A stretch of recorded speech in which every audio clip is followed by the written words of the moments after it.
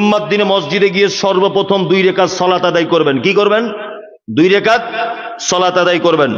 ঢুকে মসজিদে বসবেন না, কোনো রকম বসার সুযোগ নেই।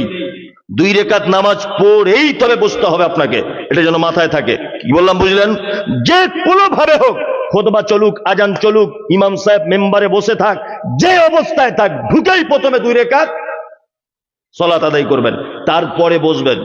আর আপনাকে আরেকটা কাজ বলে দিচ্ছি, 2 রাকাত নামাজ হয়ে যাবার পরেই মসজিদটা একবার ডান দিকে বাম দিকে সামনে পিছনে তাকিয়ে দেখে নেবেন যে মসজিদের ভিতরে কোনো অপরিচিত মেহমান আছে কিনা। যদি মেহমান কেউ থাকে, মাদ্রাসা থেকে বিল বই নিয়ে আদায় করতে এসেছে, কোন লোক অভাবী তার বেটির বিয়ের জন্য এসেছে, অবশ্যই নামাজের শেষ হলেই তার হাতটা ধরে বলুন, ভাই আমার বাড়িতে চলুন, খাওয়া দাওয়া করবেন, ডাল ভাত কিছু। এটা একটা বড় আমল। এটা কি? হ্যাঁ, বড় আমল।